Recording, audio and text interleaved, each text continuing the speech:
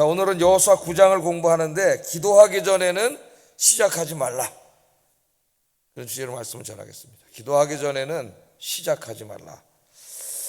자, 오늘 본문은 여호수아와 이스라엘의 리더들이 실수하는 이야기입니다. 실수하는 이야기인데 8장을 기억해 보세요. 8장. 여호수아와 이스라엘이 어떻게 했습니까? 아이성 전투에서 승리한 다음에 승리의 도처에 있지 않고 에발산으로 올라갔죠. 거기 올라가서 제단을 쌓고 하나님께 예배를 드리고 하나님의 말씀을 딱 기록하면서 낭독했어요. 그래서 가나안 땅에 들어가서 우리가 가나안 문화와 종교에 동화되지 않고 하나님을 예배하면서 하나님 말씀대로 순종하여 살겠습니다 하는 다짐을 먼저 했습니다.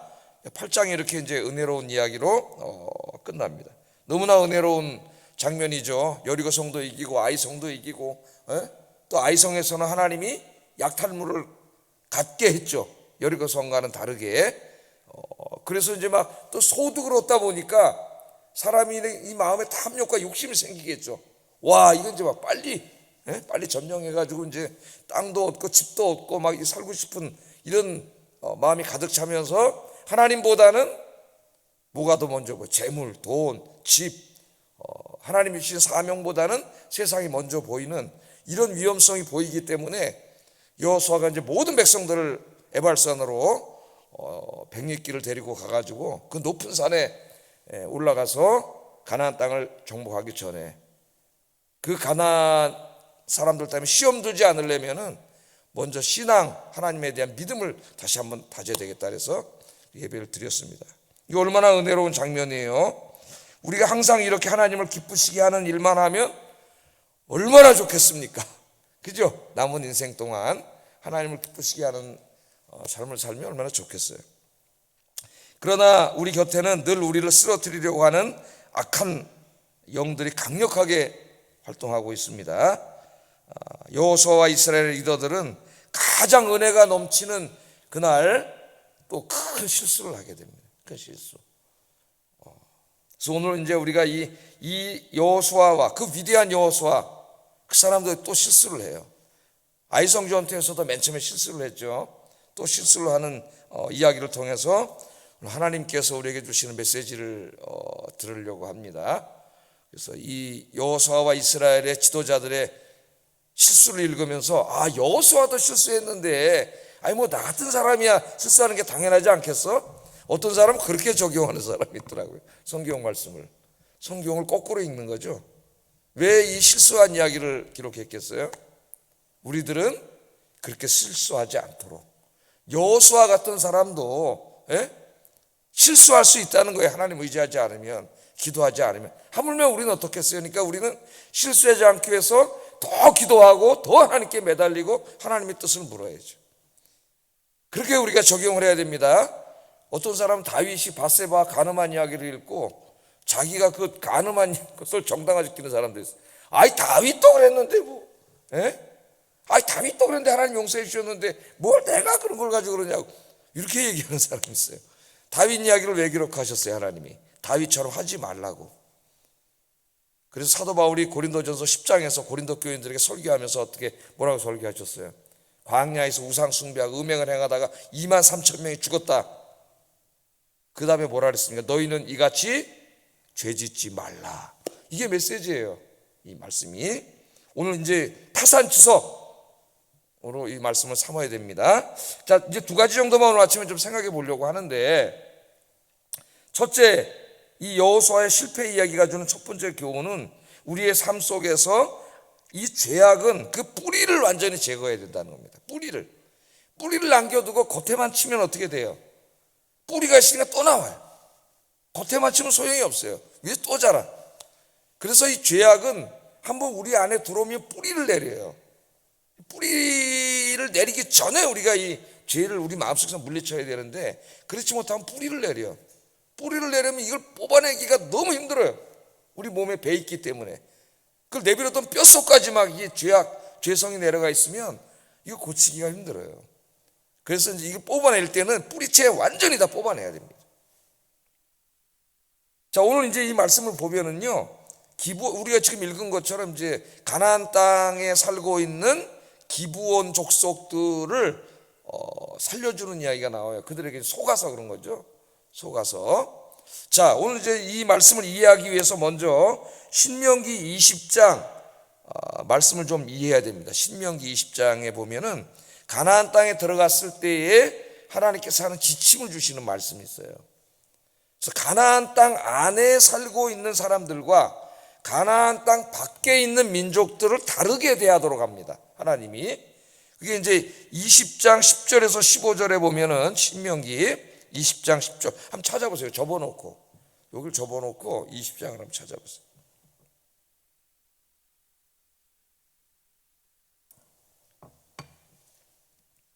자, 거기를 보면은 10절부터 15절 가나안 국경 밖에 있는 민족들, 그러니까 가나안 족속들이 아닙니다.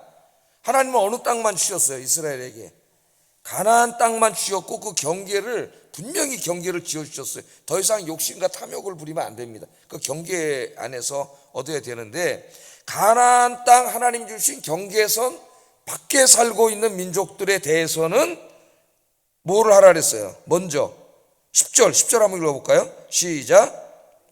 어떤 성읍으로 나아가서 치료할 때에는 그 성읍에 먼저 화평을 선언하라 그랬습니다. 그러니까 가나안 땅, 하나님이 허락하신 가나안 땅 바깥에 있는 민족들에게는 싸우려고 하지 말고 먼저 화평을 추구하라 그랬어요. 화평, 평화롭게 조약을 맺고 싸우지 않도록 그렇게 하라고 하나님께서 말씀을 하셨습니다. 그럼에도 불구하고 그들이 적대할 때에는 그때는 할 수 없이 이제 싸워서 물리치라고 그렇게 하나님 말씀을 하시는 내용이 나오고요. 그 다음에 이제 신명기 20장 16절 18절을 보세요. 그럼 가나안 사람들은 어떻게 돼야 되느냐? 16절 한번 읽어보겠습니다. 시작.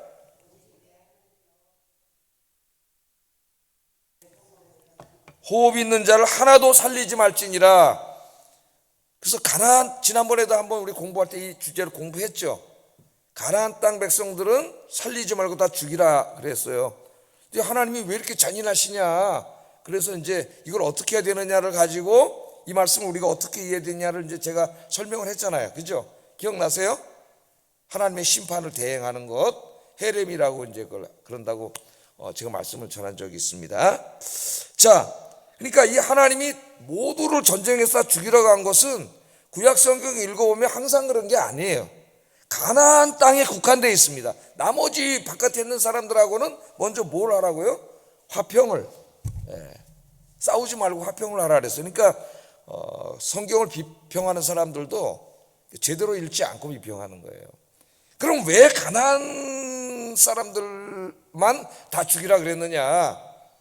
지난번 민수기 할 때도 좀 공부를 했고 우리가 공부를 했는데 하나님의 목적이 두 가지가 있습니다. 두 가지가.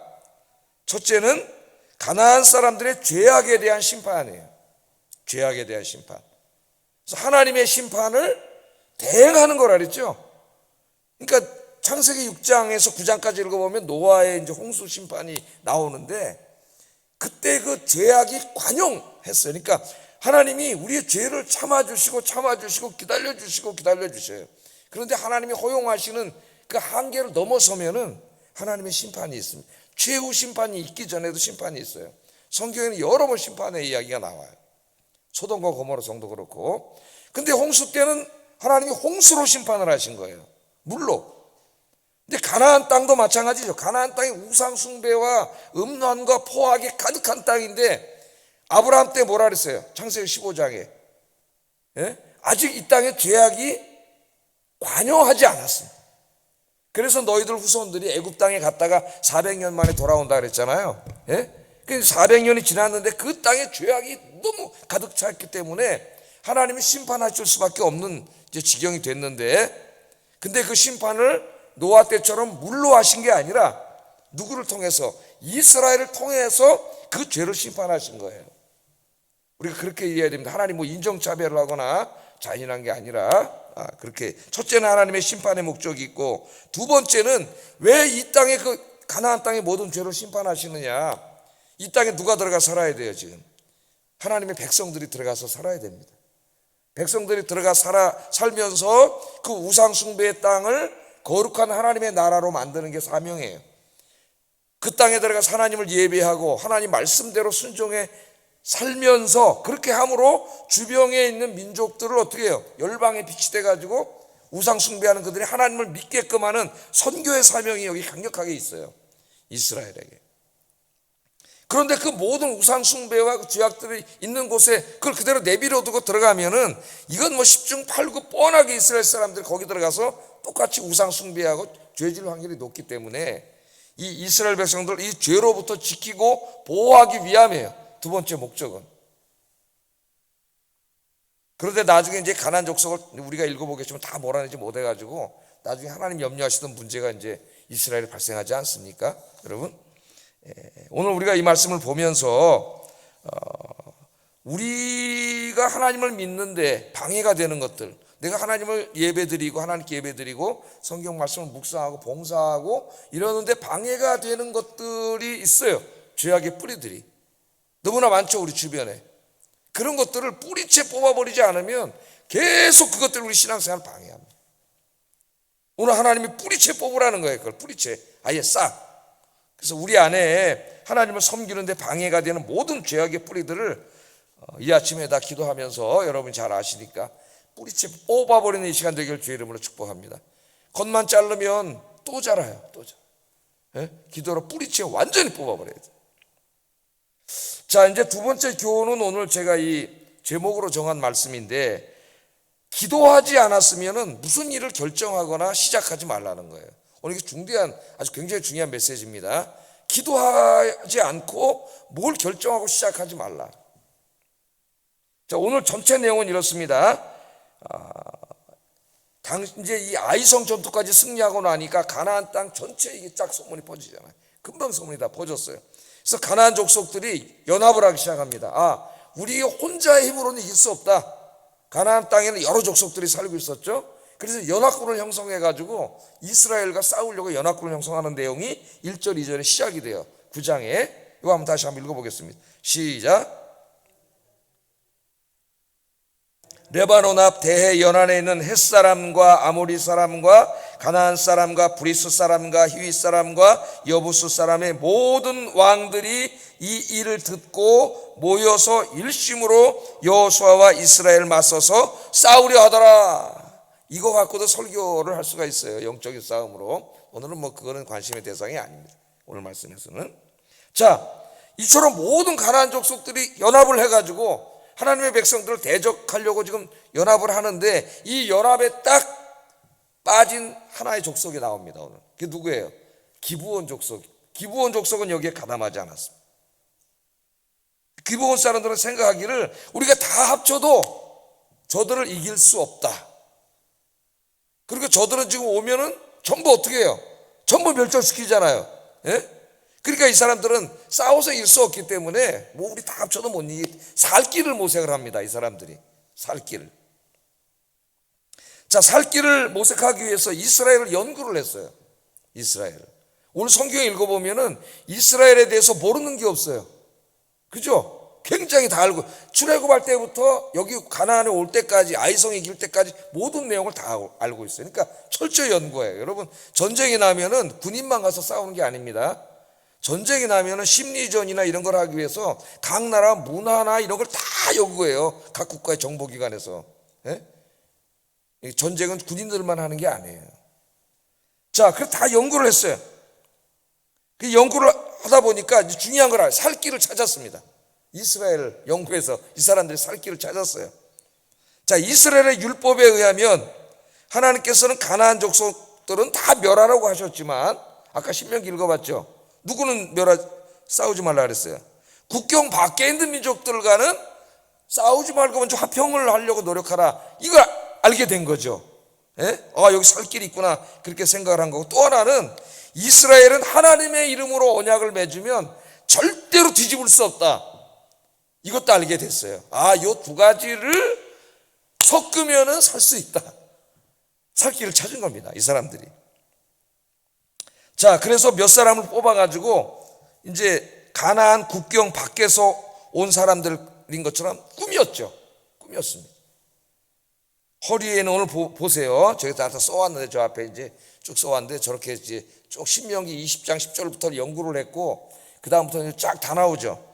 허리에는 다 해진 전대 차고 낡은 포도주 부대를 나귀에 싣고 다 찢어진 신발 신고 낡은 헌옷을 입고 마르고 곰팡이 핀 떡을 준비해가지고 찾아온 겁니다. 이거 왜 이렇게 했을까요?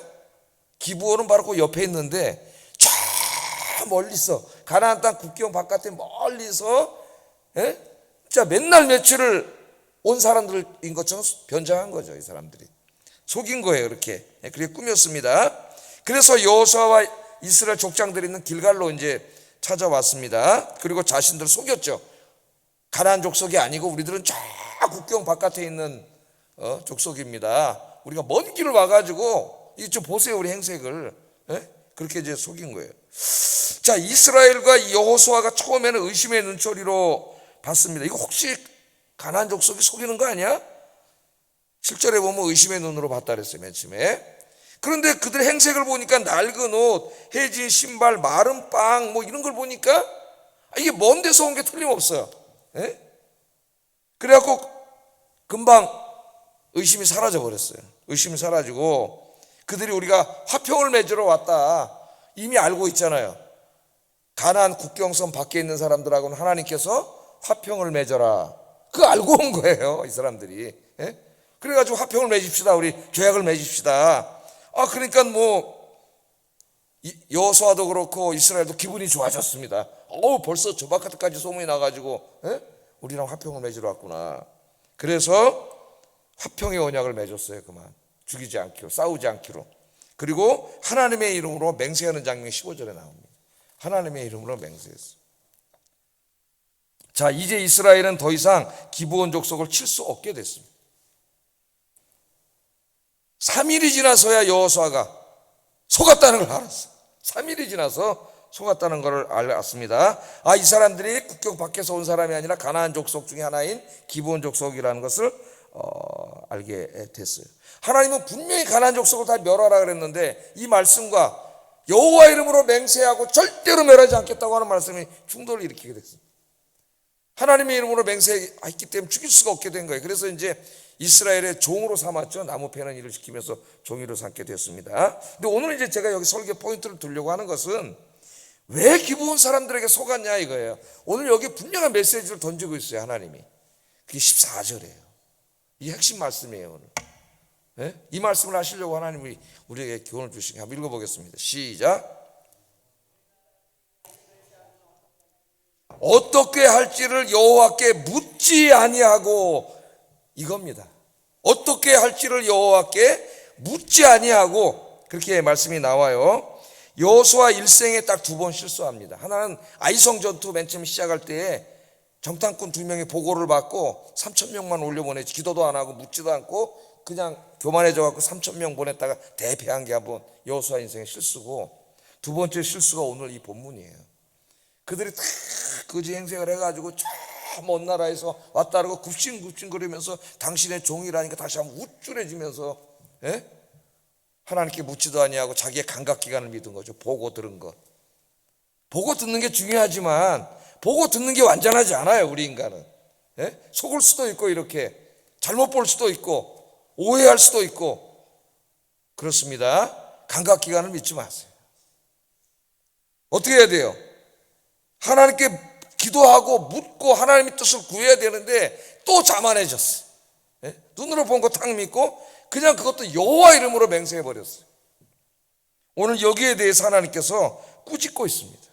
꾸짖고 있어요. 여호와께 묻지 아니했다. 여호와께 묻지 아니했다. 우리가 살아가면서 우리의 인생의 경험과 지혜와 지식을 믿고 보고 듣는 것만 믿고 어떤 일을 결정하고 시작할 때가 얼마나 많은지 모릅니다. 하나님 그걸 기뻐하지 않으세요.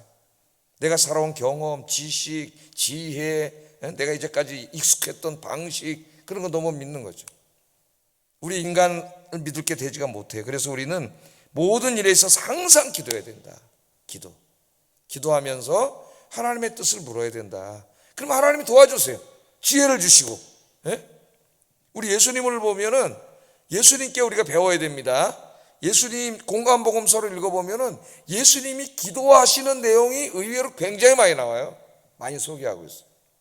근데 예수님은 항상 어떤 일을 하시기 전에 먼저 하지 않았습니다. 항상 기도하셨어요. 먼저. 공적인 사역을 시작하기 전에는 광야에 가셔가지고 40일 동안 금식기도 하시고 시작을 하셨죠. 또 12 제자들을 뽑으실 때에는 산에 가서 온 밤을 지새우시면서 철야기도 하셨습니다. 십자가의 사명을 감당할 때에도 겟세마네 동산에 올라가서 밤중에 땀방울이 핏방울이 되도록 기도하셨어요. 그러니까 예수님은 중대한 일을 결정하기 전에 항상 하나님 옆에 가서 기도했습니다. 하나님의 뜻을 묻고 십자가 사건을 앞두고도 내 뜻대로 마옵시고 아버지의 뜻대로 하옵소서 하나님 앞에 늘 기도했어요. 우리에게 중요한 교훈을 줍니다. 오늘 새벽 이제 하루를 시작하는 첫 시간, 여러분들은 복된 분들이 새벽에 나와서 기도하시는데 오늘 하루에 있을 일들을 어떻게 하려고 나오신 거예요? 하나님께 물으러 나온 거죠. 예?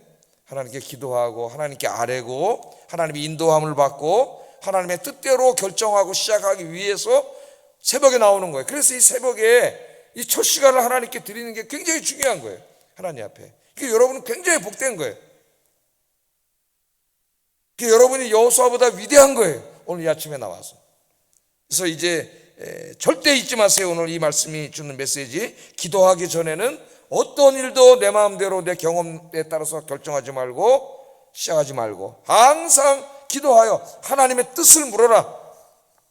오늘도 그렇게 하루를 힘차게 시작하시는 여러분들에게 하나님의 놀라운 축복이 가득하기를 주의 이름으로 축복합니다. 기도하겠습니다.